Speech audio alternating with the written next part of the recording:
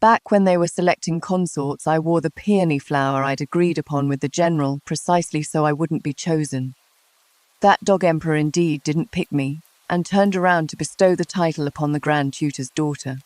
6 years later at the palace banquet, he saw the husband by my side, and asked me with reddened eyes if I'd gotten married. I rested my hand on the general's shoulder armor, smiling radiantly. Your Majesty's eyesight is poor. It was back then, and it still is now. The chill of Chongqing Palace still seems to seep into the cracks of my bones in my past life. It was right here that I coughed up blood and exhausted my last breath. The heavy snow outside the window had piled 3 feet deep, and the palace servants couldn't even be bothered to let their footsteps be heard. When I died, I couldn't even change into a clean set of clothes. These hands that Xiaoche once held in his, praising them as soft as if boneless, had already withered to look like chicken claws. He once promised me a lifetime of glory and favor, but in the end only gave me an extravagant tomb.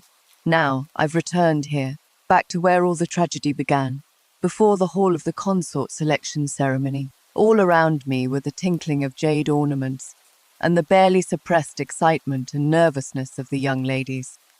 Their faces carried longing for the future, yearning for that supreme man. Looking at them, I only felt it was absurd and pitiful. In my past life, I was one of them too. Even the most outstanding one. I thought it was the beginning of glory, never knowing it was the start of having my bones crushed, my soul torn apart, and being made into a mere ornament. Issy hatred surged from the deepest part of my heart, almost freezing me stiff. I dug my nails hard into my palm, the pain instantly clearing my mind. No, Shen Weiwan, I can't make the same mistakes again. I raised my hand and resolutely pulled out the dazzling phoenix pearl hairpin from my hair bun. It was the only keepsake my mother left me, and also the thing that won me Xiaoche's favor in my past life. The hairpin pressed painfully into my palm, yet I didn't hesitate for a moment. I took out a peony I had prepared long ago from my sleeve, a multi-petaled scarlet peony in its fullest, most vibrant bloom. The air around me fell silent for an instant. A shunu beside me, dressed in a goose-yellow palace gown, covered her mouth with a handkerchief, mockery nearly spilling from her eyes. "Sister Shen, what are you doing?" Another one immediately chimed in, her voice just loud enough for everyone nearby to hear. Everyone knows His Majesty despises peonies, finding them gaudy and vulgar. Are you wearing that because you are afraid of being selected? Their whispers were like countless tiny needles piercing my eardrums. In my past life, I would have been so ashamed I'd want to die. But now I just found them noisy. I leisurely that peony into my hair bun, the scarlet petals against my black hair creating a breathtakingly stunning beauty. I tidied my sideburns in front of the bronze mirror. In the reflection, my face was pale, but my eyes were terrifyingly calm. Yes, I was terrified of being chosen. I not only had to be rejected, I had to make him watch me get rejected with his own eyes. The eunuch's shrill announcement rang out, and we filed in one by one. The magnificent golden hall, with dragon pillars covered in glittering golden scales, was so oppressive it made it hard to breathe. I kept my eyes lowered, following at the end of the line, feeling that lofty gaze sweep over each of us like a predator surveying its prey. Finally, that gaze landed on me. I could feel it pause for a moment, carrying a hint of scrutiny and curiosity. I slowly raised my head and met his gaze directly. Xiaoche, the youngest emperor of the great Yan dynasty. He sat upon the dragon throne, his bright yellow robes hurting my eyes. He did have a handsome face, sharp brows, starry eyes, a high nose bridge, and thin lips that carried an innate authority when pressed together. But I knew what kind of cold, arrogant, and suspicious heart lay beneath that handsome exterior. His gaze turned cold the instant it touched the peony in my hair. It was undisguised disgust, as if he'd seen something filthy. Good, this was exactly the effect I wanted. I even curved my lips slightly at him, a smile full of provocation. His brows furrowed, the displeasure in his eyes almost becoming tangible. He coldly averted his gaze, as if even one more glance at me would be beneath him. My heart was utterly calm, like a pool of stagnant water without a single ripple. In my past life, he had looked at me with those same eyes when he banished me to the cold palace. He said, "Shen Weiwan, you are becoming more and more like a vulgar peony. I can finally stop enduring all of this.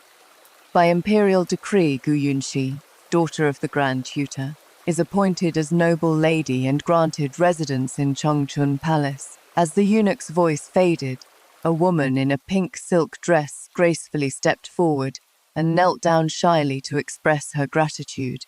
Gu Yongxi, the empress of my past life, the enemy I fought against my entire life. As she rose, she glanced in my direction, her eyes full of a victor's smugness and contempt. I understood her meaning. Look, Shen Weiwan, you've lost. I lowered my eyelids, concealing all the emotions in my eyes. No, Gu Yongxi, you are the one who lost.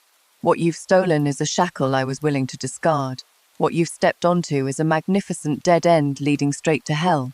The palace selection ended, and the rejected candidates walked dejectedly toward the palace exit. Led by the palace servants, I walked at the very back, each step feeling incredibly grounded. The sunlight outside the palace was a bit blinding, and I raised my hand to shield my eyes. Right at the corner of the palace gate, I happened to encounter someone. He wore a set of black iron armor, his figure tall and straight like a pine, with broad shoulders and a narrow waist. Even through the heavy armor, I could also sense the explosive power contained within that body. General of the northern frontier. He seemed to have just come out of the palace, his brow carrying a hint of the fierce aura unique to military men. Upon seeing our group of palace candidates, he stepped aside, his gaze fixed straight ahead. Not a trace of impropriety. In my past life, it was on the day of the palace selection that I first saw him. At that time, my heart was full of joy at being chosen, and I only glanced at him briefly, thinking he was a crude warrior. Little did I know it was this very crude warrior who, after my death, disregarding the distinction between ruler and subject, broke into the palace alone to retrieve my whole body. He held my cold body and stood outside Changxin Palace for an entire night. In the end, under the charge of colluding with the enemy and treason, he died in battle in an ambush personally set by Xiao Che Zhou Jingyuan. I owe you a life. No, what I owe you is 2 lifetimes. A sharp pain seized my heart, and I could barely stand. I clutched tightly at the other peony in my sleeve, forcing myself to calm down. Only after the other candidates had walked far away did I slowly approach him. He seemed somewhat surprised, but his good upbringing kept him from speaking. I raised my head and looked at his face, weathered by wind and frost. Those eyes like the night sky of the northern frontier, deep and tranquil. I took out the peony from my sleeve and held it out before him. I've already prepared the betrothal gift. My voice trembled slightly, but I tried to keep it steady. General, would you be willing to marry me? The air froze. For the first time, a look of shock appeared on Zhou Jingyuan's face. He lowered his gaze to the peony in my hand, then looked up at me, his eyes filled with disbelief. A lady-in-waiting who had just been rejected at the palace gate proposing marriage to a general commanding a mighty army. If word of this got out, it would be enough to make me the laughingstock of the entire capital city. I didn't care. I only looked into his eyes. There lay my salvation, my rebirth. He seemed to want to say something, yet didn't know where to begin. I took a step forward, nearly pressing against his chest armor. General, my heart belongs to you. I will marry no one but you. I gazed into his deep eyes and spoke, word by word. I know the general once made a promise that if any woman came to you holding a peony to propose marriage, you would accept.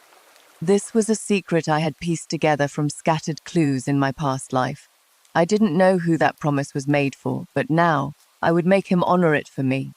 Zhou Jingyuan's body shuddered violently. The way he looked at me shifted from shock to scrutiny, then to a complex understanding.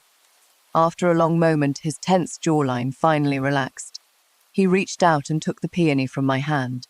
His fingertips were rough, calloused from years of wielding weapons. They accidentally brushed across my palm, sending a shiver through me. All right.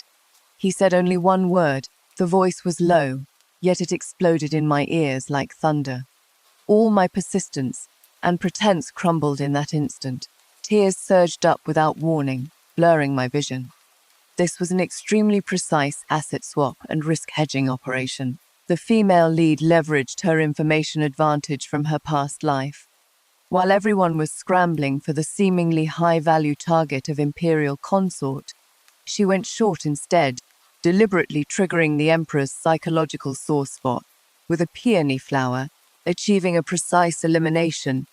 Even more brilliant, She immediately locked onto a severely undervalued general asset, using a secret promise from her past life as leverage to complete a rapid acquisition. This wasn't gambling. This was a dimensional strike based on a complete information chain. 3 days later, an inconspicuous small sedan from the general's manor carried me away through the side gate of the Shen residence.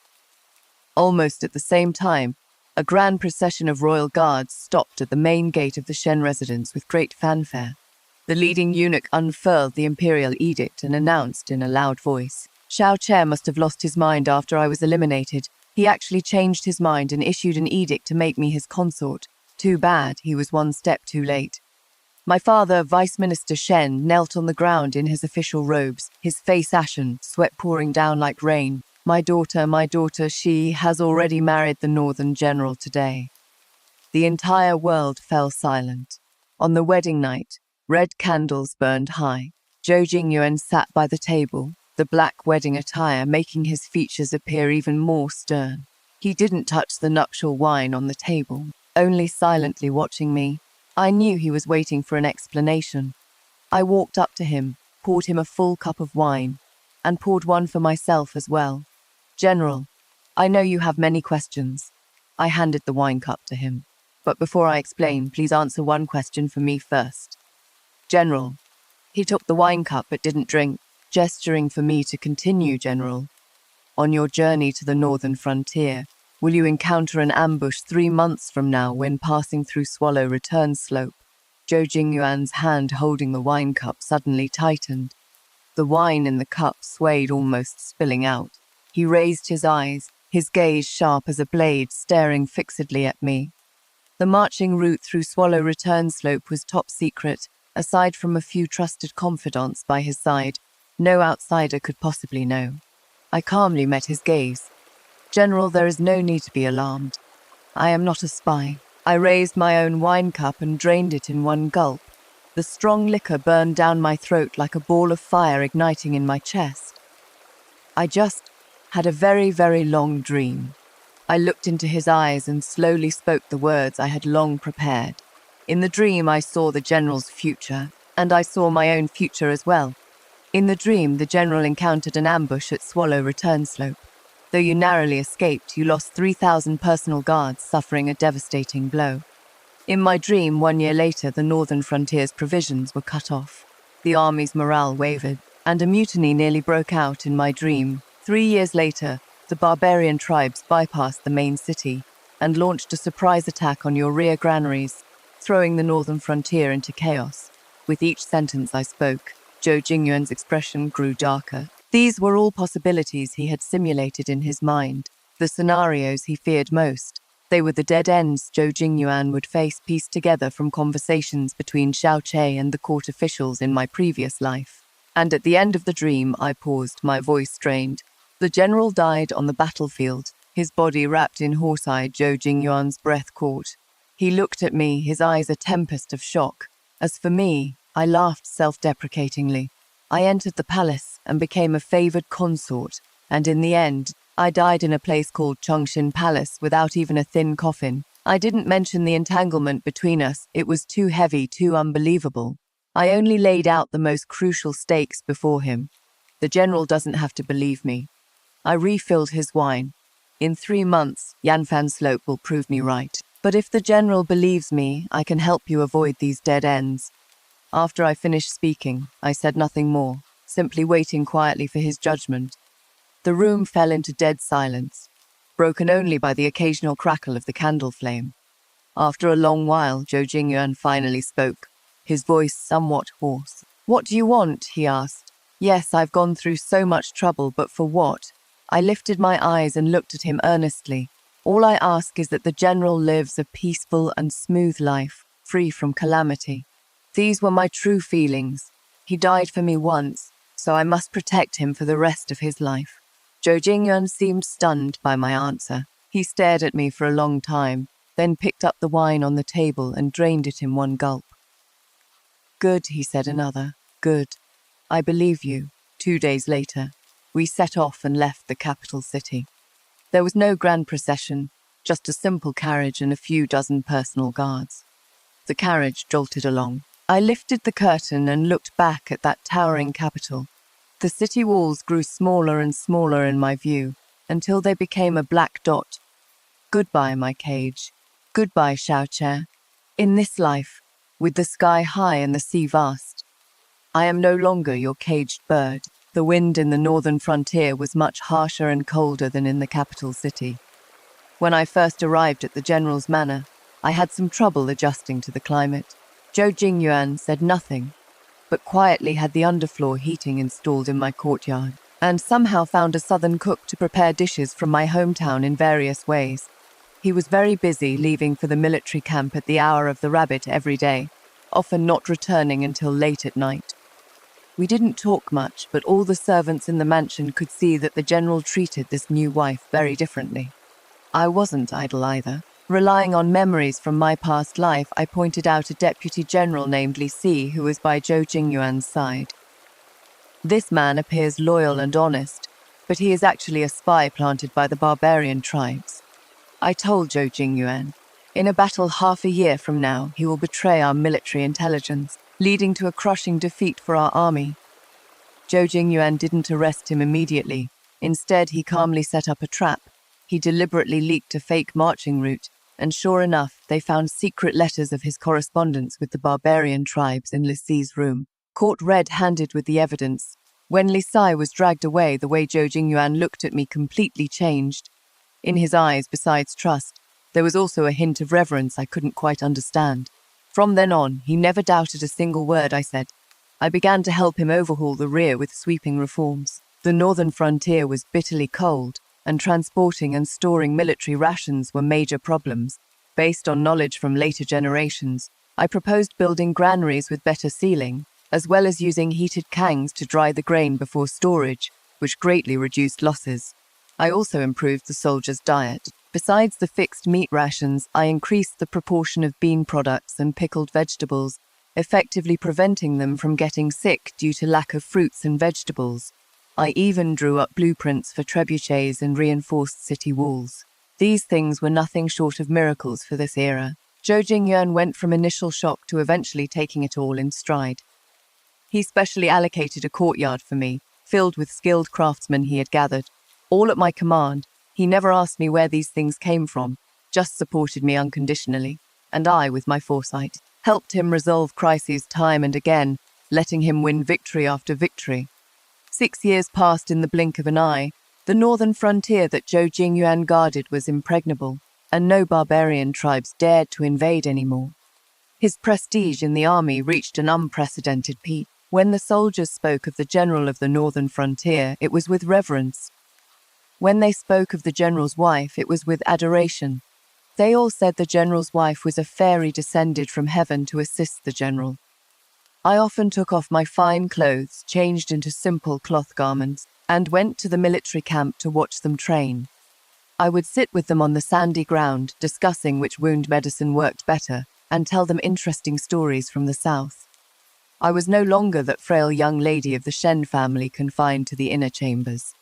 I am the wife of the general of the northern frontier, Shen Weiwan. These 6 years were the most peaceful and comfortable days of both my lifetimes combined. Zhou Jingyuan and I also went from being partners at first to becoming a true husband and wife.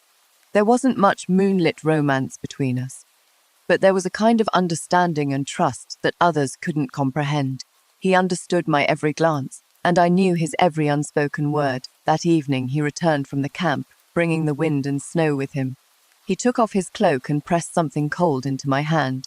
From the capital, his voice was heavy. I unrolled that scroll of bright yellow silk, and the glaring words "by heaven's mandate" came into view. Xiaoche is imperial edict, summoning General Zhou Jingyuan of the northern frontier to return to the capital city immediately with his family to report on his duties. What was meant to come had finally arrived. I looked up at Zhou Jingyuan, and he was watching me with a worried gaze. I smiled at him and held the imperial edict over the candle flame beside me. The paper quickly curled, turned black, and finally became a pinch of ash. "Don't be afraid," I said. 6 years ago, I feared him. 6 years later, the one who should be afraid is him. Pay attention. These 6 years weren't just simple passage of time, but a precise asset cultivation and moat construction. The female lead used her information advantage from her past life to not only help Zhou Jingyuan avoid all fatal risks, but through technological innovation and logistics optimization, transformed him from an ordinary general into a military legend. This wasn't luck. This was systematic value enhancement based on complete strategic planning. When you hold absolute military power and popular support, returning to the capital is no longer walking to your death, but settling accounts. Returning to the capital city after 6 years felt like a lifetime ago. The streets were still just as bustling, with hawking cries and horse hooves mixed with the warmth of everyday life, hitting me all at once. But my heart was like the ice of the northern frontier, frozen for 1,000 years without the slightest ripple. This place was once my home, and also my cage. The general's manor had already sent people ahead to renovate it, so we moved right in. The first thing Zhou Jingyan did upon returning to the capital was to enter the palace and have an audience with the emperor. I sat alone in my room, facing the bronze mirror, slowly combing through my long hair. The me in the mirror had shed the naivety of 6 years ago, with a calmness tempered by the northern frontier's harsh winds now visible between my brows and eyes. I knew that tonight's palace banquet was a trap. Xiao Che summoning us back was by no means a simple debriefing. He was the Emperor of Great Yan, holding the power of life and death over all under heaven. And Zhou Jingyan, with achievements overshadowing his lord, commanded a formidable army. This in itself was a threat. What is more, back then, I had left a thorn in him. A thorn he had pulled out with his own hands, yet still ached faintly when he dreamed in the dead of night. At dusk, Zhou Jingyan returned. He had changed out of his armor and wore an ink-blue brocade robe, making him appear even more tall and distinguished. He walked behind me and looked at me through the mirror. He didn't make things difficult for you, did he? I asked softly. Number Zhou Jingyan's voice was calm. He just asked about the customs and scenery of the northern frontier. From his tone, I detected a hint of barely perceptible suppression. I knew things were far from as simple as he said, but I didn't press further. Some battles he needed to fight. Some battles I needed too. I stood up and straightened his collar. Let's go. General. I took his arm. Let's go meet this son of heaven. The imperial palace was just as magnificent as I remembered, so resplendent in gold that it felt unreal. By the time we arrived, the banquet had already begun. The sounds of strings and woodwinds filled the air as palace servants carried fine dishes and wine weaving between the seats. Our arrival caused a small commotion. All eyes turned toward us. There was curiosity, scrutiny, awe, and jealousy. I kept my gaze straight ahead, holding Zhou Jingyuan's arm as I walked step by step toward our seats. On the high platform within the dragon throne, that familiar gaze followed me like a shadow. I could feel that gaze carry a hint of assessment and wariness as it swept over Jingyuan. But when it landed on me, it froze instantly. I slowly raised my head and met that gaze. Xiao Che sat there in his dragon robe, as imposing as ever. After 6 years apart, his features had grown more defined, and the imperial aura between his brows had become even more pronounced. Yet at this moment, those eyes that were always calm as still water were now churning with turbulent waves. He remembered me. I could tell he remembered the candidate who had openly provoked him with a peony at the Consort selection ceremony. Perhaps he thought 6 years would be enough for a rejected woman to wither and fade away. He never expected that not only did I not wither away, but I had blossomed even more radiantly than 6 years ago. That radiance wasn't built from fancy clothes and jewelry. Rather, it was a composed and resolute aura that came from within. I could see the shock in his eyes, then disbelief finally. When his gaze fell on my arm tightly linked with Zhou Jingyuan's, that disbelief turned into a sinister rage. His thin lips moved slightly, as if wanting to say something, but reason ultimately held him back. I sneered inwardly, Xiao Xiao, Xiao Xiao Xia. In your eyes, every woman in the world should fall for you. A woman you discarded like worn-out shoes. How dare she? How could she deserve to live better than you imagined? How dare she? How could she deserve to stand beside another man, smiling like a flower? Zhou Jingyuan and I took our seat. He thoughtfully served me food and blocked drinks for me. There weren't many words between us, but that natural intimacy was something anyone could see. I could feel that gaze from the high platform, like thorns on my back, growing more and more scorching. Finally, after a dance ended and several rounds of drinks, Xiao Che held his wine glass and slowly descended from the high platform. Everyone fell silent, holding their breath as they watched him. He walked straight to our table. His gaze passed over Jingyuan and locked firmly onto my face. "You," he spoke, his voice hoarse, carrying a slight tremor that even he himself hadn't noticed. "You got married?" This question, he asked so softly and slowly, as if it had taken every ounce of his strength. The entire hall fell into dead silence. Everyone was stunned. No one could have imagined that the Son of Heaven would ask such a question to a minister's wife, right in front of all the court officials and their families. This wasn't just losing composure. This was utterly absurd. Zhou Jingyan's hand gripping the wine cup had knuckles turning white. An icy killing intent spread from his body. I could feel his rage about to erupt. I gently placed my hand over the back of his, patting it soothingly. Then I stood up and gave Xiao Che a graceful smile. I reached out and touched the solid shoulder armor of my husband beside me, the gesture intimate and natural. My smile was bright and radiant, like the only red plum blossom blooming on the snowy plains of the northern frontier. "Your Majesty has poor eyesight," I said clearly, my voice not loud, yet enough for everyone around to hear. It was so back then and it still is now. Boom. I could almost hear the sound of that string snapping in everyone's minds. She has gone mad. This woman has gone mad. How dare she say His Majesty has poor eyesight in public? The killing intent emanating from Zhou Jingyan completely subsided the moment I spoke. He reached back and held my hand, his warm and dry palm conveying a reassuring strength. He didn't say anything, but this gesture already made his stance clear. My wife, I will protect her, even if she offends the Emperor. Xiao Che's face turned deathly pale in an instant. Then a flush of blood rushed up, turning his entire face the color of pig liver. It was the fury of being publicly humiliated, the embarrassment of having his thoughts exposed. He glared at me fiercely, his eyes filled with humiliation, unwillingness, and a hint of the awkwardness of being seen through by me. Just at this tense moment, a gentle voice rang out. "After so many years apart, little sister still has such a straightforward personality." Empress Gu Yunxi walked over gracefully, holding a cup of wine.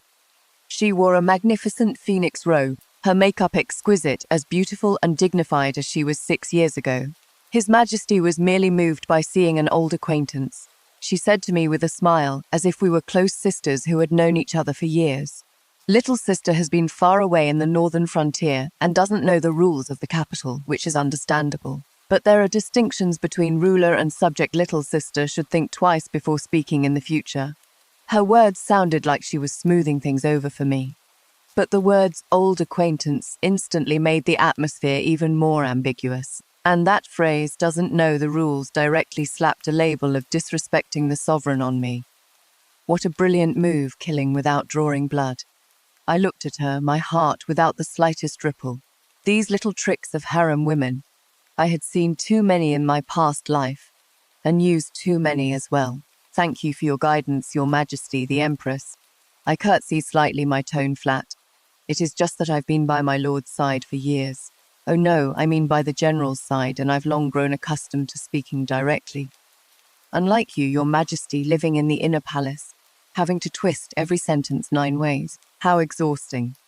The smile on Gu Yunxi's face froze.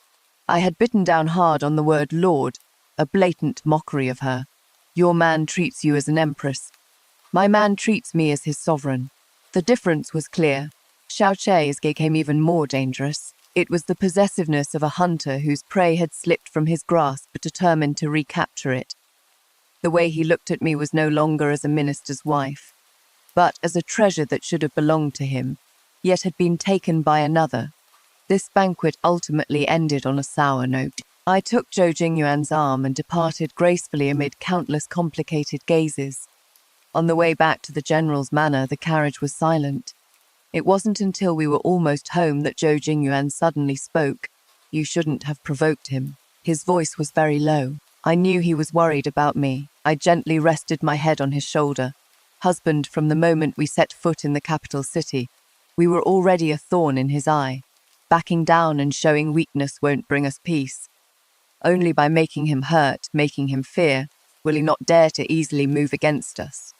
Zhou Jingyuan didn't say anything more, just held me tighter. I knew he understood that night news came from the palace. The emperor, in his own bedchamber, smashed an entire set of his most beloved official kiln celadon from the previous dynasty. Shards scattered all over the floor, just like his laughable pride that I personally crushed underfoot. The day after the palace banquet, trouble arrived. At the morning court, Xiao Che, citing prolonged peace in the northern frontier, has made the soldiers lax, ordered a 30% reduction in military pay for the northern frontier. When the news arrived, the atmosphere in the entire general's manor became heavy. 30% of military pay for an army of hundreds of thousands was no small amount. This was undoubtedly pulling the firewood from under the cauldron. Once military morale wavered, the consequences would be unimaginable. Zhou Jingyan sat in the study, his face so dark it could drip water. Several trusted generals who had followed him back from the northern frontier were all filled with righteous indignation. What does His Majesty mean by this? We brothers risk our lives for him in the northern frontier, and he goes and cuts off our supplies in the capital city. General, this subordinate is willing to return to the northern frontier immediately to calm the troops. This is clearly aimed at the general. The study was noisy with arguments, but Zhou Jingyuan said nothing. Only the hand pressing on the table had veins bulging. I carried a bowl of ginseng tea and slowly walked in. What is all this arguing about? I spoke softly. Seeing me, the generals immediately fell silent and bowed in greeting. Madam, I placed the ginseng tea beside Zhou Jingyuan, my gaze sweeping over those anxious faces. His Majesty has issued an imperial edict. Will your bickering here nullify the imperial edict or make the military funds fly back to the northern frontier on their own? They exchanged glances, lowering their heads in shame. I turned to Zhou Jingyuan, his gaze still deep and heavy. Husband, do you think this is a dead end? Zhou Jingyuan looked up at me without speaking, but his eyes said everything. Yet I smiled. I walked behind the desk and took out a thick ledger from a locked sandalwood box. I placed the ledger in front of him. Husband, take a look. Zhou Jingyuan picked up the ledger with confusion and opened the first page with just one glance. His pupils contracted sharply. The generals also gathered around curiously, and upon seeing the contents of the ledger, each drew a sharp breath. This ledger was something I had spent 6 years compiling, bit by bit. It was filled with dense records of how several imperial merchants in the capital colluded with Ministry of Revenue officials, inflating military supply prices, substituting inferior goods, falsifying claims, and lining their own pockets, all the evidence of their crimes. Every entry had a clear time, location, handler, and where the corresponding physical evidence was hidden. The chain of evidence was so complete that no one could refute it. These, madam, how did you? A general asked. Stammering, I smiled faintly. If you don't want anyone to know, don't do it in the first place. I just wrote down everything they did, that is all. I looked at Zhou Jingyuan. The gloom in his eyes from before was gone, replaced by clarity. Husband, His Majesty wants us to have no money. I tapped that ledger. Let's show him where his money has gone. Lord Zhang from the Censorate is a famously stubborn old man at court who can't tolerate any wrongdoing. If this is submitted anonymously, he'll know what to do. Zhou Jingyuan closed the ledger and looked at me with burning eyes. All right, he only said one word, yet it contained 1,000 words. 3 days later in the imperial court, Censor Lord Zhang held an anonymous ledger and impeached the Minister of Revenue for embezzling military funds and engaging in corruption. With witnesses and evidence all present, the Minister of Revenue had no defense and was arrested on the spot. Following this lead, officials implicated throughout the Ministry of Revenue, both high and low ranking, numbered over a dozen. The court was shaken. Most crucially, this just-fallen Minister of Revenue was the maternal uncle of the current Empress, Gu Yongxi. Xiao Che sat on the dragon throne, his face ashen. He wanted to use the military funds to pressure Zhou Jingyuan, but I struck back instead. Not only did he fail to shake the northern frontier in the slightest, instead, she lost one of her own trusted aides and slapped the Empress's face resoundingly. In the end, to quell the discussions both in court and among the public, and to appease the military, He had no choice but to issue a decree to fully replenish the embezzled military funds, and even rewarded the northern frontier with an extra batch of supplies. Tried to steal a chicken but ended up losing the rice. I sat in the mansion, listening to the news coming from outside, leisurely sipping my tea. This was a perfect defensive counterattack and resource redistribution. Xiao Che attempted financial strangulation by cutting military funds, but he made a fatal mistake.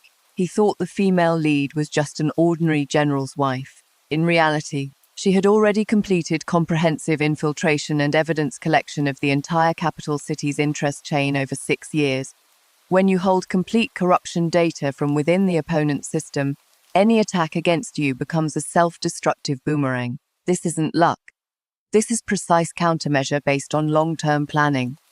I knew this was just the beginning. After the Minister of Revenue and those imperial merchants fell, a huge gap appeared in the capital city's grain and supply trade routes. I immediately had Zhou Jingyuan utilize the connections and financial resources we had accumulated in the northern frontier over the years to support a few of our own people into positions of power. They were previously just inconspicuous small merchants, but they were reliable and capable. With the backing of the general's manor and my guidance, they quickly filled the vacancies and firmly secured nearly 40% of the capital city's grain trade routes in our hands. Now, it is my turn to have Xiao Che by the throat. In this confrontation, Xiao Che lost completely and utterly. He finally realized that I, Shen Weiwan, am no longer the palace candidate he could manipulate at will 6 years ago. I am a venomous thorn capable of piercing his throat. He began sending people to secretly investigate my background. At the same time, another force also set its sights on me. In Changchun Palace, the Empress Gu Yunxi, listening to her trusted eunuch's report, was so furious that she smashed her favorite white jade bracelet. Shen Weiwan, she gnashed her teeth as she uttered my name, her eyes filled with venom. This empress shall see just what extraordinary abilities you possess.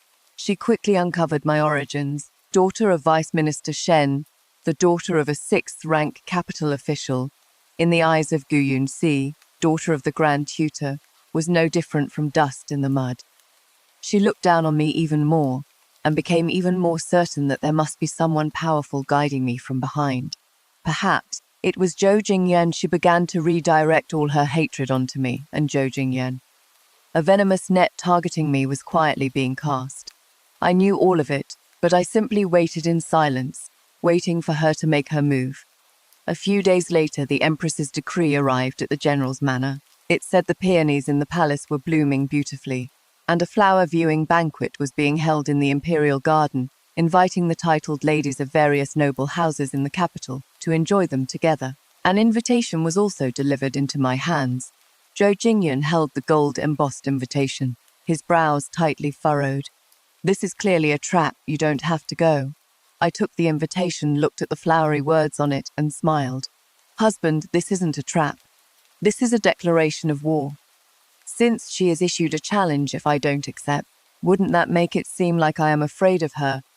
Zhou Jingyuan wanted to say something more, but I cut him off. Don't worry, a mere inner palace can't hold me. I patted his hand reassuringly. It is you I am worried about. Be careful while I am away. Xiao Che suffered a loss at my hands. There is no guarantee he won't try to get it back from you. Zhou Jingyuan looked at my confident demeanor and finally nodded. On the day of the flower-viewing banquet, I deliberately dressed simply and elegantly. A moon-white long dress, no makeup, just a white jade hairpin in my hair. Among all the lavishly dressed noblewomen, I looked somewhat out of place. They gathered in small groups, pointing at me and whispering. I knew Gu Yunxi had already arranged everything. Tode's banquet was meant to isolate me and humiliate me. I didn't care at all, found myself a corner to sit down, and enjoyed the tea and pastries before me. Sure enough, the show soon began. A woman dressed lavishly, wearing a golden Biao hairpin, came swaying toward me with a teacup in hand. It is Princess Anyang, Xiao Che's own sister, notoriously arrogant and domineering. She walked up to me, and with an accidental slip of her hand, a whole cup of scalding hot tea came splashing toward my chest. I reacted extremely fast, dodging to the side. Most of the tea spilled on the ground, but some still got on my skirt hem. Oh, my Madam Shen, I am so sorry. Princess Anyang let out an exaggerated cry, but there wasn't a hint of apology on her face. Look at me, so clumsy. The ladies around immediately gathered, offering their fake concern. Oh dear, what a mess, your dress is all wet. Take Madame Shen to the side hall to change her clothes. Gu Yongxi walked over at just the right moment, grabbing my hand with a look of concern. It is all Anyang's fault, so careless. She scolded the princess while speaking to me. Sister, I've already had clean clothes prepared. They're in Luoyan Hall to the east. Go change quickly so you don't catch a cold. The scheming in her eyes was almost impossible to hide. I sneered inwardly. This trick is way too old. Luring me to the side hall. What is waiting for me there probably isn't clean clothes. I went along with it, putting on a deeply grateful expression. Thank you, Your Majesty, the Empress. You are so thoughtful. Under the palace maid's guidance, I walked toward Luoyan Hall. Luoyan Hall was in a remote location without a single guard around. I pushed open the hall doors and walked in. The furnishings inside were simple, but the scent of incense was unusually strong. I immediately spotted the figure in bright yellow behind the screen. Xiao Che, he was actually here. I instantly understood Gu Yunxi's vicious scheme. She wanted to create the illusion of a secret meeting between me and the emperor to ruin my reputation and drive a wedge between me and Zhou Jingyuan. What a clever move, killing two birds with one stone. If it were an ordinary woman, she would probably be scared out of her wits by now, completely at a loss. But I am not. Not only did I not panic, I was terrifyingly calm. Just as Xiao Che stepped out from behind the screen about to say something to me, I suddenly stepped back and let out a piercing scream with all my strength. Assassin Simone. There is an assassin. My voice shattered the silence of the side hall, carrying far into the distance. Xiao Che's expression changed instantly. He clearly didn't expect me to pull something like this. Chen Weiwan, have you lost your mind? He hissed angrily. I completely ignored him, continuing to cry for help while messing up my own hair and tearing open my collar. Bang, the hall doors were kicked open. Zhou Jingyuan charged in with his longsword, his entire being radiating murderous intent. When he saw the scene inside the hall, his whole body froze. Inside the hall, there was only me and the emperor, and I, with disheveled clothes, messy hair, and a face full of terror. The emperor, face ashen, looking as if there was no way to explain. Zhou Jingyuan's eyes instantly turned red. A terrifying killing intent erupted from him, and the temperature of the entire hall seemed to drop to freezing point. His hand gripping the sword made cracking sounds from the joints due to excessive force. He walked towards Xiao Che, step by step, that gaze, like a fierce beast whose reverse scale had been touched, wanting to tear the enemy before him to shreds. Zhou Jingyuan, you dare. Xiao Che roared, fierce in manner but cowardly at heart. I was just passing by. Passing by. Zhou Jingyuan's voice seemed to come from hell. My wife in your side hall with disheveled clothes, and you are telling me you were just passing by. Xiao Che was rendered speechless by his questioning. Just at this critical moment, I rolled my eyes back, my body went limp, and with impeccable precision, overwhelmed by shock, I fainted into Zhou Jingyan's arms. When Zhou Jingyan immediately turned to catch me, all his killing intent instantly transforming into endless worry and heartache. He picked me up, didn't spare Xiao Che another glance, turned around and strode away, leaving Xiao Che with only a cold, bone-chilling view of her back. Things had blown up. The general's wife was attacked in the palace, and the general flew into a rage, nearly pointing his sword at the monarch. This news spread throughout the entire capital city, as if it had grown wings. To quell Zhou Jingyuan's fury and to silence the wagging tongues, Xiao Che had no choice but to order a thorough investigation. In the end, the arrogant and domineering Princess Anyang became the unlucky scapegoat. Charged with disturbing honored guests and improper conduct, she was confined for 3 months and ordered to copy the Erta Juanita 100 times. Empress Gu Yunxi was also reprimanded by Xiao Che for lax governance and poor management of subordinates, and had her palace allowance suspended for half a year. Her plan had completely failed. Not only did she fail to harm me in the slightest, but she also brought trouble upon herself, losing the lady and the soldiers too. I lay on the bed in the general's manor, unconscious, for a day and a night before waking up. Zhou Jingyuan stayed by my side without leaving for a moment, his eyes filled with red bloodshot veins. Seeing me open my eyes, his tense body finally relaxed. Wan, how do you feel? His voice was terribly hoarse. I smiled weakly at him. I am fine, husband. I reached out and touched his gaunt cheek. I made you worry. He held my hand, brought it to his lips and kissed it gently. It is my fault. I failed to protect you. In his eyes there was self-blame and lingering fear. I shook my head. No, you came at just the right time. I looked into his eyes and said, word by word, the rift between us from today onwards can never be mended. Zhou Jingyuan's body trembled. He instantly understood what I meant. I wasn't talking about us. I was talking about him. And Xiaoche, once the trust between ruler and subject is shattered, it can never be pieced back together. And I, with my own hands, turned that crack into an unbridgeable chasm. The atmosphere in the capital city grew stranger by the day. Since the side hall incident that day, Xiaoche had never summoned Zhou Jingyuan again. On the surface, the court appeared calm, but undercurrents surged beneath. Everyone knew that the emperor and the general of the northern frontier had reached an irreconcilable point. Xiaoche was waiting for an opportunity to eliminate Zhou Jingyuan with legitimate justification. And Zhou Jingyuan, at my persuasion, held his ground, only practicing martial arts in the mansion each day, refusing all visitors. The calm before the storm is the most agonizing, finally. On a late autumn morning, the silence was broken.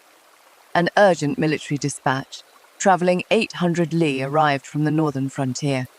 Beyond the northern frontier, several barbarian tribes that had previously acted independently had suddenly united overnight, forming an allied army and launching a surprise attack on Yanmen Pass. The borderlands are in crisis. When the news arrived, the entire court was shaken. When I received the news, I was trimming the flowers and plants in the courtyard. My hand trembled, and the scissors fell, cutting off a chrysanthemum in full bloom. Something's wrong.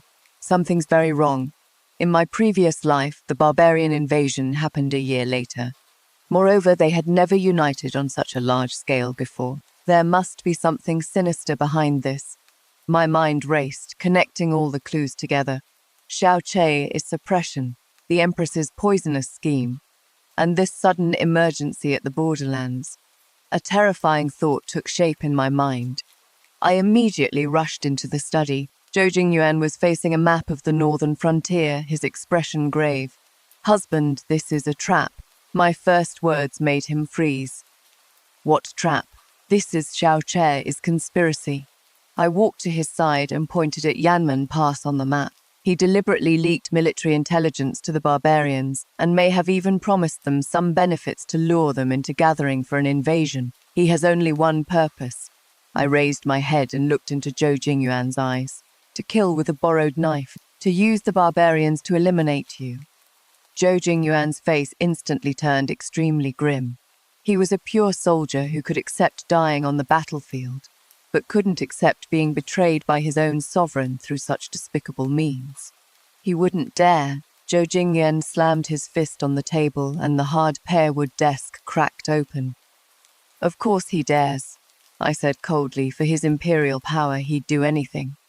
Sure enough, in less than half an hour, the imperial edict from the palace arrived, commanding General Zhou Jingyuan of the northern frontier to depart immediately, return to the northern frontier, and repel the barbarian tribes without fail.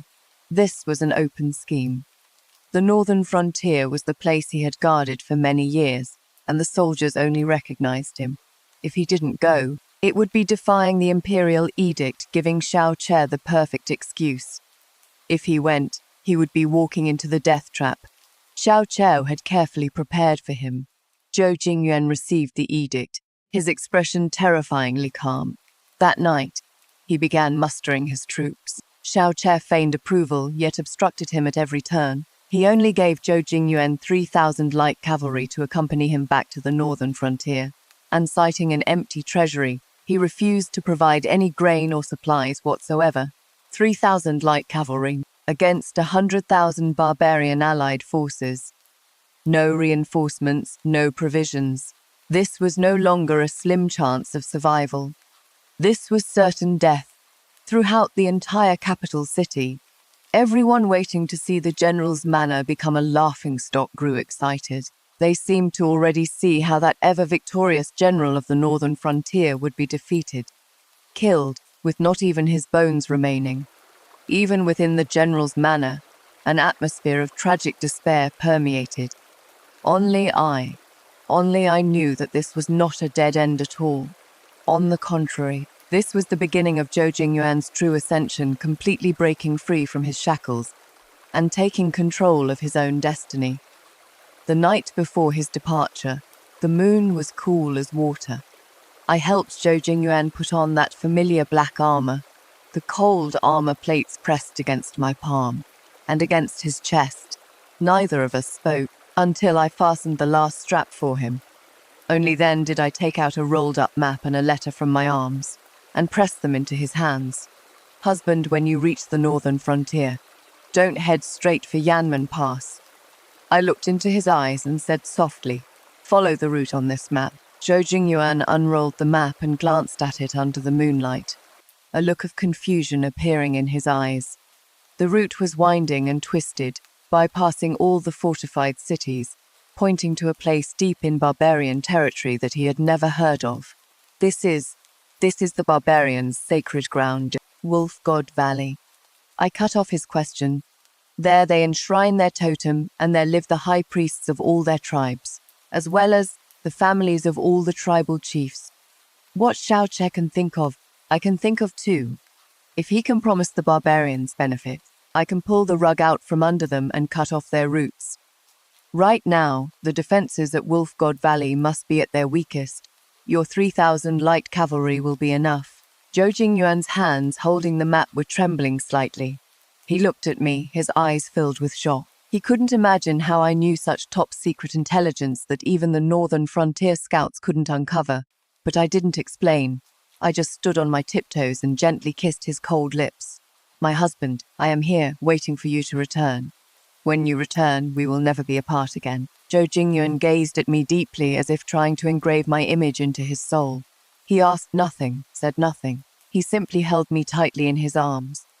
After a long while, he finally released me and mounted his horse. Wait for me. He turned his horse around, and 3,000 light cavalry, like a streak of black lightning, vanished into the heavy night. I stood at the entrance of the general's manor, gazing in the direction he had gone, unable to move for a long time. I knew that from this moment on, the game had been reversed. Xiaoche, with your own hands you have forged a sword for your enemy, one capable of overthrowing your entire kingdom, and I am the one who wields that sword. After Zhou Jingyuan left, the capital city returned to a surface calm. But everyone's eyes were subtly fixed on the general's manor. They were all waiting for news from the northern frontier, that the general of the north had fallen in battle. Xiaoche had even begun discussing with a few trusted ministers in court how to divide the military power Zhou Jingyuan would leave behind after his death. Gu Yunxi also sent some condolence gifts, her words dripping with feigned sympathy and barely concealed gloating. I accepted everything, then turned around and gave them all to the servants in the manor. My daily life continued as usual, reading, playing the chin, tending to the flowers and plants, as if I had not the slightest worry about my husband marching off to his death. My composure in others' eyes became a sign of numbness and a dead heart. They all said that Shen Weiwan knew her husband was doomed to die and had completely given up. Only I knew what I was waiting for. I was waiting for a signal powerful enough to turn the entire Great Yan dynasty upside down. Half a month later, the signal came, not from the northern frontier, but from the streets and alleys of the capital city. A nursery rhyme no one knew when it started began spreading among the children. The general's divine soldiers descend from the heavens. 1,000-mile raid shatters the royal court. The barbarians kowtow and offer cattle and sheep. The emperor's scheming turns to dust. The lyrics of the nursery rhyme were simple and straightforward. Yet like a stone, they stirred up 1,000 waves in the stagnant pool that was the capital city. At first, no one took it seriously.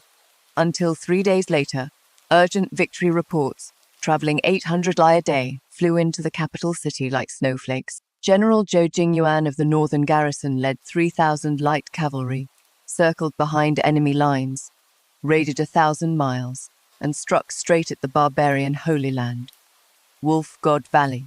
He captured the barbarian high priest and over 300 family members of various tribal chiefs. When the barbarian allied forces heard the news, their morale collapsed, and they scattered without a fight. Zhou Jingyuan achieved a complete victory without shedding blood. When the news arrived, all the civil and military officials in court were struck speechless. Everyone was stunned by this outcome, their jaws dropping in disbelief.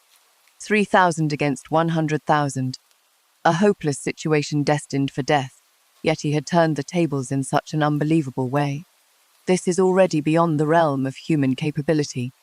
This is a miracle. At the morning court, Xiao Che listened to the military report, his face turning from red to blue, from blue to white, and finally becoming completely bloodless.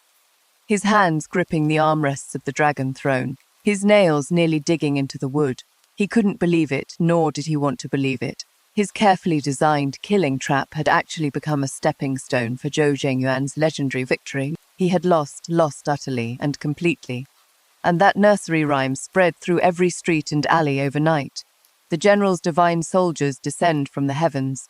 People began to discuss whether the general of the northern frontier might be a god descended to the mortal world. In contrast, the emperor's schemes are but dust was like a resounding slap, striking hard across Xiao Che's face. The hearts of the people began to turn toward Zhou Jingyuan, and what terrified Xiao Che even more was yet to come. Zhou Jingyuan, in the northern frontier, took the Grand Priest and the family members of tribal chiefs as hostages, forcing the barbarian tribes to sign a treaty forbidding invasion for 100 years, and to offer large numbers of cattle, sheep, and horses as compensation. The siege of the northern frontier was completely lifted. After this battle, Zhou Jingyuan's prestige in the northern frontier reached an unprecedented peak. He became the invincible god of war in the hearts of all soldiers. Many generals who had previously been suppressed and marginalized by Xiao Che secretly sent people to the northern frontier to pledge their allegiance to Zhou Jingyuan. Xiao Che discovered with horror that he was losing control of the army. Zhou Jingyuan, this blade had already slipped from his grasp, and even the blade's tip had begun to point at himself. He finally realized that he had personally built a stairway to the altar for Zhou Jingyuan, and the one who pushed Zhou Jingyuan onto that altar was me, Shen Weiwan. Anger and fear made Xiao Che lose his reason. He made the most foolish decision. He ordered that I be placed under house arrest at the general's manor on charges of spreading heresy and disturbing military morale. He wanted to use me to threaten Zhou Jingyuan. He thought I was still a puppet in his hands. He was wrong. The moment the Imperial Guards surrounded the general's manor, I knew the final battle was about to begin. The days under house arrest were very quiet. The gates of the general's manor were sealed with official notices, and beyond the high courtyard walls, Imperial Guards stood at every 3 steps with sentries at every 5. Not even a bird could fly out. The servants in the manor were all living in constant fear, but I remained calm as ever. Every day I read and wrote as usual, and even had the mood to plant a patch of peonies in the courtyard. I knew Xiao Che would definitely come. Sure enough. Late one night, 3 days later, he came. No imperial carriage, no guards, wearing only plain clothes, alone, appearing in my courtyard like a ghost. He looked much more haggard, with heavy dark circles under his eyes, his gaze filled with bloodshot veins. He stared at me intently, his gaze like a poisoned blade. Why, he asked, his voice hoarse. Shen Weiwan, why do you treat me like this? What have I ever done to wrong you? I set down the showerhead in my hand, straightened up, and looked at him. I found it somewhat laughable. Your Majesty asks such an interesting question. You drove my husband to his death, confined me here, and now you come asking me why I treat you this way. That is not what I am talking about. Xiao Che's emotions were getting out of control. He stepped forward and grabbed my wrist. I am asking about 6 years ago. Why did you deliberately fail the selection? Why did you marry Zhou Jingyuan? All these years, you've helped him oppose me at every turn. Why? His grip was strong, squeezing my wrist until it hurt. I didn't struggle, just looked at him coldly. Your Majesty, before I answer your question, why don't you answer one of mine first? Why do you despise peonies so much? Xiao Che's body suddenly stiffened. His hand, gripping mine, unconsciously loosened. The anger on his face was instantly replaced by panic and discomposure. What did you say? I said, peonies. I looked into his eyes and repeated word by word. Your Majesty has always despised peonies, calling them gaudy and vulgar, forbidding them from being planted in the palace, forbidding consorts from wearing them. But I heard that when the late emperor was alive, the peonies throughout this palace bloomed more splendidly than any other flower. I wonder, since when did this national beauty become a thorn in your Majesty's eye? Every word of mine was like a needle piercing deeply into his heart. Xiao Che, his face turned deathly pale. He kept retreating as if he had seen something extremely terrifying.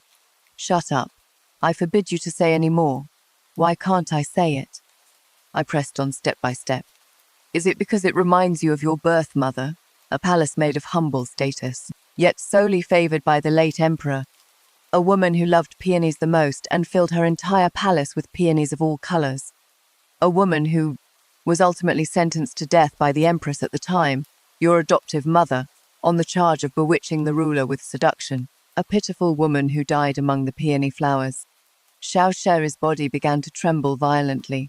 He looked at me, his eyes filled with fear and disbelief. How could you know all this? These were the greatest secrets of the imperial family. Everyone who knew had already died. How I know doesn't matter. I looked at him coldly. What matters is, I guessed right. You hate peonies not because they're gaudy. You hate them because they represent your humble origins, represent the past where you watched helplessly as your birth mother was executed, powerless to do anything. The first thing you did after ascending the throne was to uproot all the peonies in the palace. You thought that would erase those unbearable memories. You despise everything related to peonies, including me. In my past life, I was banished to the cold palace. In utter despair, I filled the courtyard of Chungsin Palace with peonies. I thought it was his mockery of our first meeting when he praised me as more beautiful than flowers. Little did I know, I had touched his deepest sore spot with my own hands. Every time he came to see me, what he saw wasn't me, but the shadow of his dead birth mother, the one he both loved and hated. So he hated me, tormented me, and in the end watched me die of illness with his own eyes. So that is how it was. The mysteries of 2 lifetimes suddenly became clear in this moment. Looking at this man before me, barely able to stand from fear, I felt no sympathy, only bone-chilling coldness. Xiao Che, you are truly pathetic, I said softly. You don't even dare to face the truest feelings in your own heart. You vented your anger at your own incompetence onto a flower, onto an innocent woman. Someone like you doesn't deserve to be emperor at all. Shut up. Xiao Che shrieked like a madman. What do you know? You know nothing. He turned and fled, stumbling away, like a dog with its tail between its legs. Watching his panicked retreating figure, I slowly revealed a smile. Xiao Che, I found your fatal weakness. The next day, I took the story of Xiao Che's late-night intrusion into the general's manor along with the story of his birth mother, exactly as it was, through my people planted in the Imperial Guards. I passed it to Zhou Jingyuan far away in the northern frontier. A few days later, another nursery rhyme began to spread throughout the capital city. Dragons beget dragons, phoenixes beget phoenixes. A rat's son knows how to dig holes. A birth mother's grace is as vast as the heavens. Denying one's own mother is all in vain. The peony blooms so beautifully, but heaven won't forgive the ungrateful. Filial piety is the foundation of this era. An emperor who won't even acknowledge his own birth mother, and even despises what his birth mother loved. His character began to be questioned by everyone. In an instant, rumors spread everywhere, and the people's hearts wavered. Xiao Che's imperial power foundation was ruthlessly shaken by me, invisibly. And Gu Yongxi of Changchun Palace, after learning that Xiao Che had secretly broken into the general's manor late at night to confront me, finally realized something was wrong. She discovered in horror that the emperor's feelings for Shen Weiwan were not at all the toying and possession she had assumed. It was a twisted and complex obsession that she couldn't understand at all. She began to feel afraid. She feared losing her position as empress, feared her family would be implicated because of the emperor's madness. This clever woman began to seek a way out for herself and her family. The entire capital city had become a massive chessboard, and I, holding the chess pieces, watched coldly from the sidelines, just waiting for the final endgame. This was a textbook-level combination of psychological warfare and public opinion warfare. The female lead not only precisely targeted Xiao Che's psychological weak point, the buried trauma regarding his birth mother, but also used nursery rhymes, the most penetrating form of communication, to systematically deconstruct the legitimacy of his rule. When an emperor's filial piety is questioned, his foundation of power begins to crumble. This isn't simple revenge. This is a precision strike against the entire power structure. Gu Yongxi moved quickly. She knew very well that Xiao Che could no longer be relied upon to protect her position and the Gaigi family's wealth and glory. She had no choice but to take a desperate gamble. She allied with her father, the Grand Tutor of the court, along with several noble families in the court who were dependent on the Ga family, and began plotting in secret. Their plan was simple yet vicious. Launch a palace coup, force Xiao Che to abdicate, then support Gu Yunxi's 5-year-old son to ascend the throne as emperor. When that time came, Gu Yunxi could rule from behind the curtain, and the Guyu family would completely control the court. They thought they were doing this without anyone knowing. Little did they know, their every move was being reported to me, word for word, through the spies I had planted in the palace.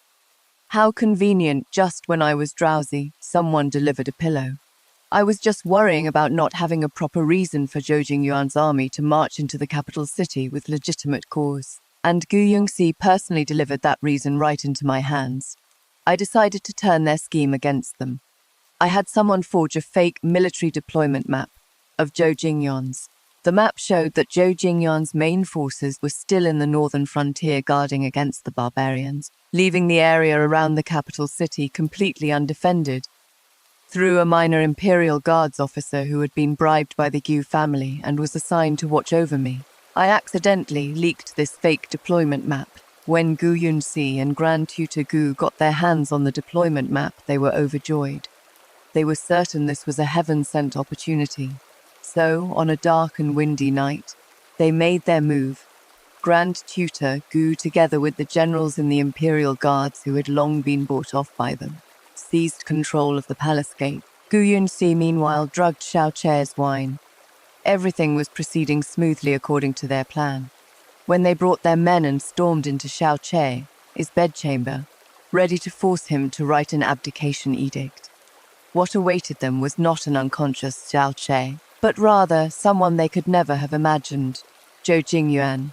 He stood in full battle armor, hand resting on his sword, and behind him was a dense mass of northern frontier elites, also clad in armor, radiating murderous intent. Grand Tutor, Her Majesty the Empress, I trust you've been well. Zhou Jingyuan's voice was cold like the frigid wind of the northern frontier. The color drained from Grand Tutor Gu and Gu Yunxi's faces in an instant. You, how can you be here? Grand Tutor Gu pointed at Zhou Jingyuan, his finger trembling like a fallen leaf in the autumn wind. Your army, isn't your army supposed to be in the northern frontier? The deployment map you saw was something my lady allowed you to see, Zhou Jingyuan said indifferently. Gu Yongxi's body went limp and she collapsed to the ground. She finally understood that from the very beginning she had fallen into Shen Weiwen's trap. She thought she was the one playing chess, but she didn't know that from start to finish she was just a pawn. The palace coup became a joke. The Gu family and several noble families involved in the rebellion were all caught in one sweep. After dawn, the Grand Tutor's entire clan was executed. Gu Yunxi was stripped of her position as empress and thrown into the cold palace. Ironically, the cold palace she lived in was the very same Chongxin palace I had lived in during my previous life. I went to see her.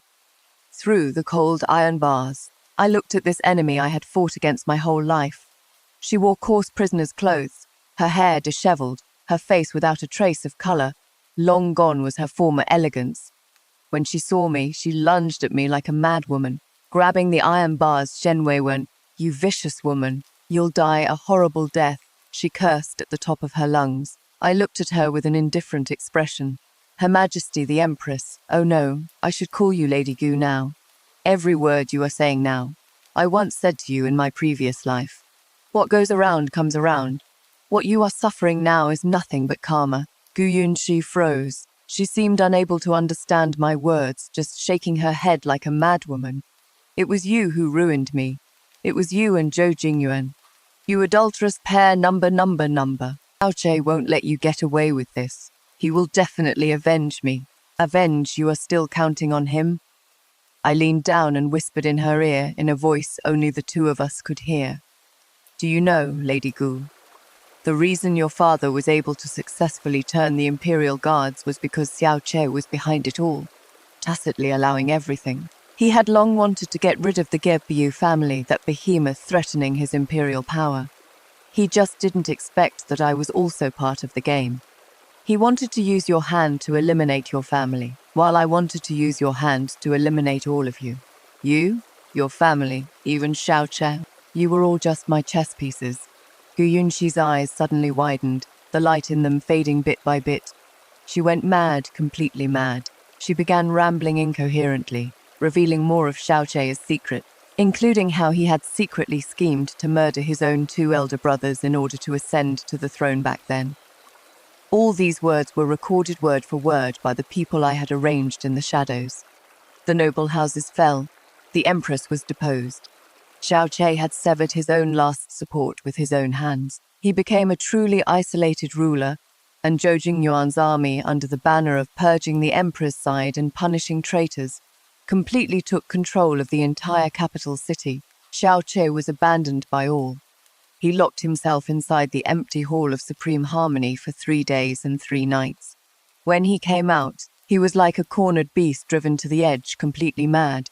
He ordered all local garrisons near the capital to be mobilized to come defend the throne. He attempted to make one last struggle. However, after the imperial edict was sent out, it sank like a stone in the sea, receiving no response whatsoever. Those local commanders were either Zhou Jingyuan's former subordinates, had long been turned by us, or chose to watch from the sidelines. No one responded. This realm was no longer his realm. Zhou Jingyuan's army advanced slowly to the foot of the imperial city without shedding a drop of blood. Black banners fluttered loudly in the wind, blotting out the sky.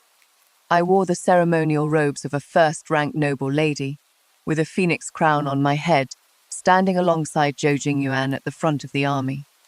Atop the towering city wall, Xiao Che walked out alone, wearing his bright yellow dragon robe. His figure against the backdrop of the massive city wall appeared incredibly small and lonely. He looked down below, at that perfect couple surrounded by tens of thousands of soldiers, like a pair of immortal lovers.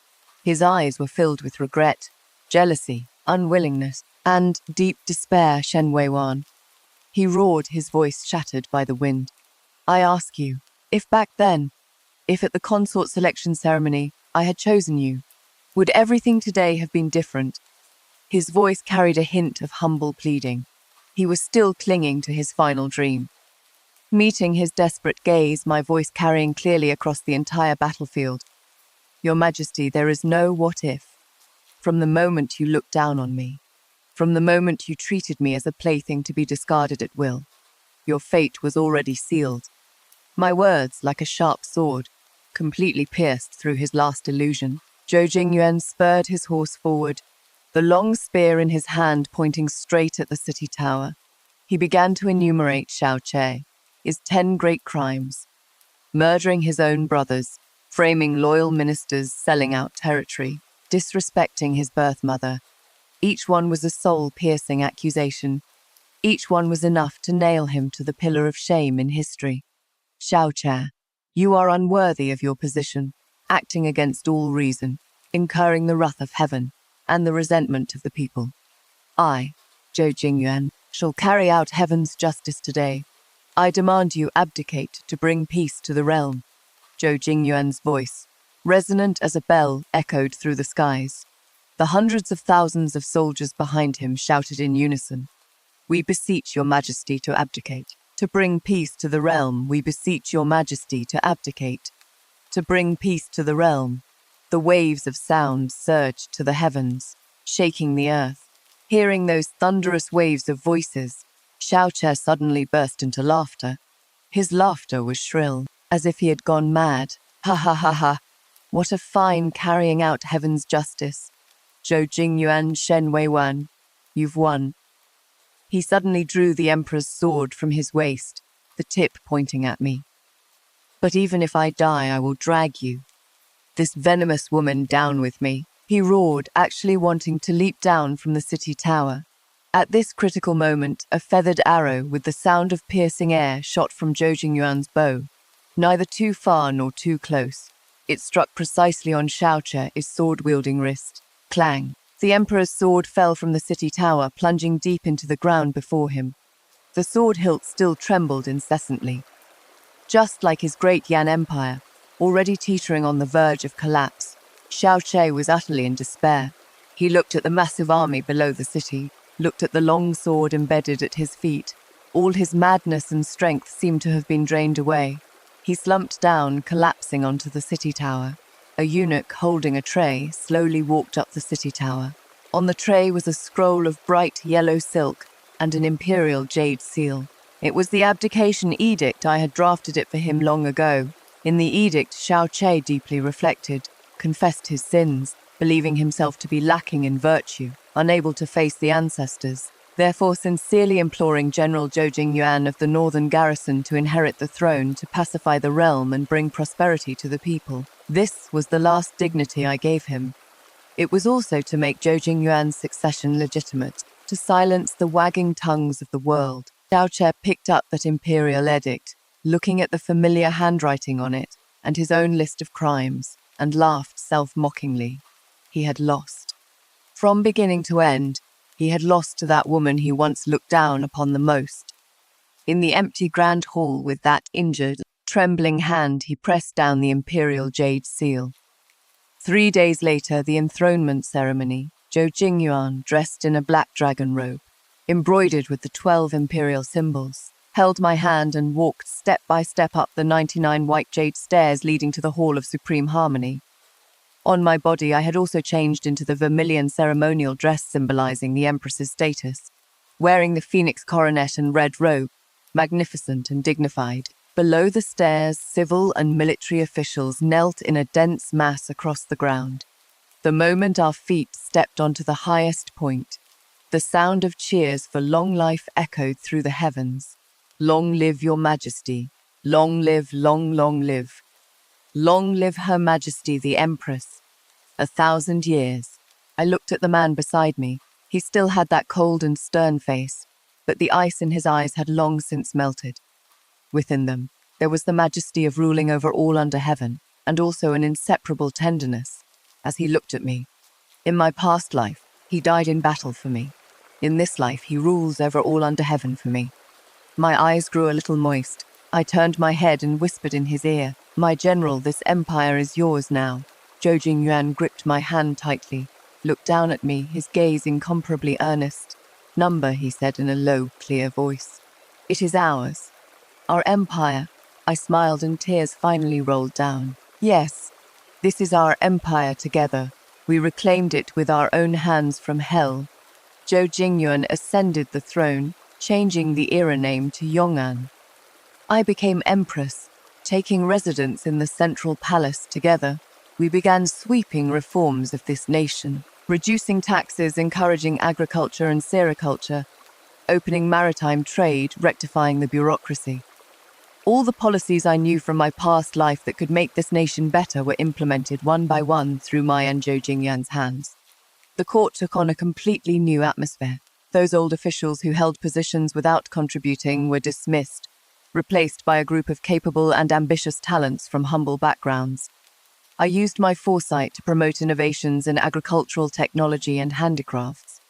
High-yield champa rice was promoted, curved shaft plows and water wheels were popularized, and textile and porcelain techniques achieved unprecedented development. In just a few short years, the great Yan dynasty ushered in a golden age unseen in a century. The people lived and worked in peace, and the national treasury grew increasingly abundant.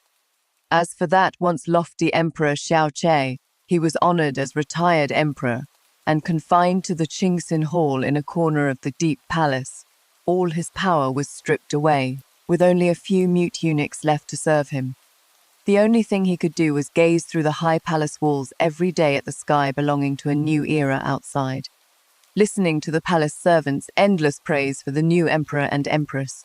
It is said that the new emperor deeply loves the empress, leaving the 6 palaces empty, devoted only to her. It is said that Her Majesty the Empress possesses extraordinary wisdom, assisting the new emperor in establishing an eternal legacy. It is said that the emperor and empress often stroll hand in hand through the imperial garden, just like an ordinary married couple. The more he heard, the more his heart ached, as if countless ants were gnawing at it. Finally, one day from afar, he saw those legendary figures. Zhou Jingyuan held my hand as we strolled through the flower beds of the imperial garden. Behind us followed 2 adorable little children, a boy and a girl chasing butterflies and playing. In my hair there was still a peony in full bloom, stunningly beautiful in scarlet, under the sunlight, dazzlingly beautiful. Xiao Chei's body swayed, nearly unable to stand steady. At that moment he finally understood. What he had lost was never just a woman, it was far more than that. What he had lost was trust, was sincerity, was the entire world he could have had. Endless regret, like a tidal wave, engulfed him. Overnight his hair turned white, and I never looked at him again. I leaned in Zhou Jingyuan's embrace, watching the children playing in the distance, my face filled with a content and peaceful smile. The vengeance from my past life has been fulfilled. The happiness of this life I hold firmly in my hands. My general and I will grow old together. Together we guard this prosperous land that we built with our own hands. Forever, fellow rational thinkers. The core of this game was never about revenge itself. It is about how an individual systematically stripped of value redefines her own worth through precise resource integration, psychological warfare, and a deep understanding of power structures. Xiao Chei's failure wasn't because he wasn't smart enough, but because he never truly understood when you push someone to the edge, she either dies or becomes a god. Shen Weiwan chose the latter. The logic behind this spring-loaded narrative is simple. The depth of suppression determines the height of the rebound. I spent the first 30% compressing the protagonist's living space with all my might, stripping her of dignity, choice, even her life, for one purpose only: to build the deepest emotional resonance between the reader and the protagonist. When this spring is compressed to its limit, the explosive force upon release is enough to destroy all obstacles. If you are interested in this, suppress then elevate strategic narrative, follow me, we'll meet again in the next story.